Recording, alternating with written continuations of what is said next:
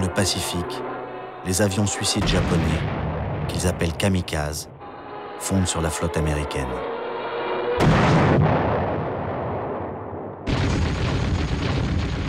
Le Japon ne peut accepter l'idée même de la capitulation, des honneurs suprêmes. Les militaires de Tokyo, crispés sur leur pouvoir, sacrifient ce qui reste de leur jeunesse et de leur aviation pour empêcher le débarquement des Américains.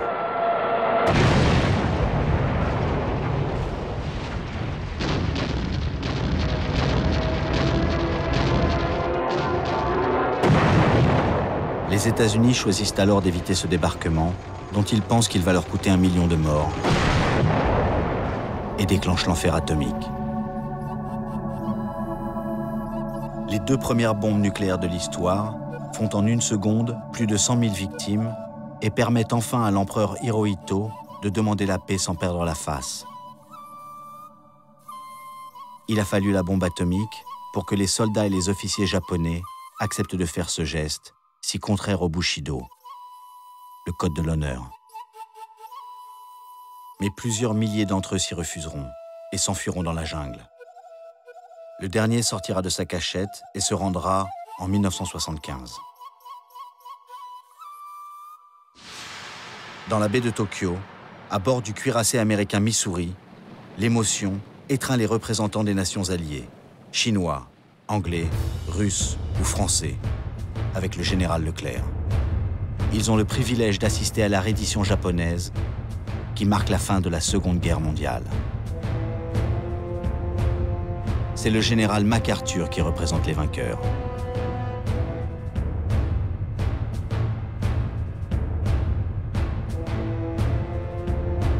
Le ministre japonais des Affaires étrangères, en haute forme, boitant depuis qu'il a perdu une jambe dans un attentat en Chine, va signer au nom de l'empereur.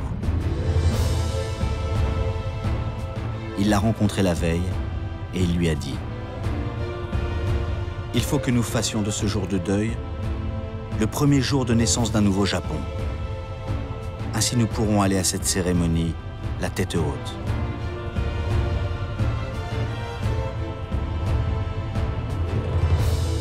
MacArthur conclut avec ces mots historiques.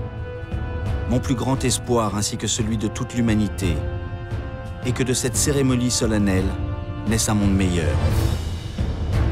Après tout ce sang et ce carnage. »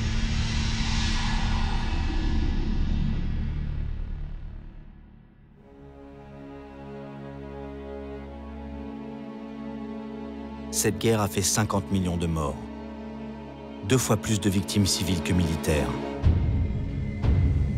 Dans ce déchaînement de la violence à l'état pur, des milliers de malheureux ont souffert, longtemps après de l'agonie des radiations nucléaires.